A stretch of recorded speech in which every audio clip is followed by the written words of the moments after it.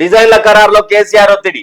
అప్పటి ఇరిగేషన్ మంత్రి హరీష్ రావు సైతం డిజైన్ ఖరారులో కేసీఆర్ ఒత్తిడి చేసిందంట. ఆయన మరి భారతదేశంలోనే అతిపెద్ద ఇంజనీర్ కాబట్టి ఆయన చేయాల్సిందే.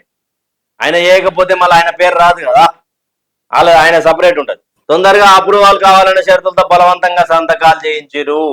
ప్రతి డిజైన్ లోను ఎలాంటి ప్రమేయం ప్రాజెక్టుపై చర్చల్లో నేను పాల్గొనలేదు. సిడబ్ల్యూసి ఆమోదం తర్వాత changes. CDO ENP Narender Reddy justice PC Ghosh commission ఎదుట హాజరు.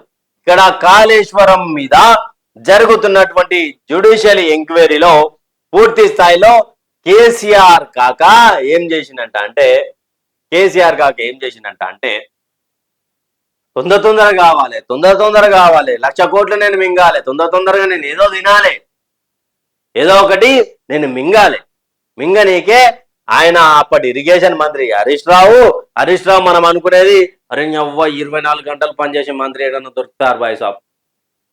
ఏం కట్టిస్తున్నాడు కాళేశ్వరం దగ్గరుండి, ఏం పని చేస్తున్నాడు అనుకున్నాం. పని చేసుడా పాడం పందికొక్కుల దినుడి బలవంతంగా సైన్లు పెట్టించారని చెప్పేసి జస్టిస్ పిసి ఘోష్ ముందల ఆయన కమిషన్ ముందల ఒప్పుకురంట. ఎవరు ఒప్పుకురు?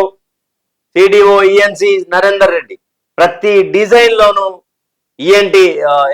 ఎలాంటి ప్రమేయం ఉంది, వాళ్ళకి సంబంధం ఉంది అని చెప్తా ఉన్నారు. లాస్ట్కి హరీష్ రావు సరే కష్టపడ్డాడు అబ్బా, తిన్నాడా తినలేదో తెలంగాణ సమాజానికి తెలుసు, ప్రతిపక్షాలు చెప్తున్నారు అబద్ధాలే అనుకుందాం కొంచెంసేపు. లాస్ట్కి మళ్ళీ హరీష్ రావును విలువలే. అంటే కేసీఆర్ నేనే మేధావి అని విర్రవేగినటువంటి క్షణాలు తెలంగాణ రాష్ట్రంలో 10 సంవత్సరాలు ఉన్నాయి.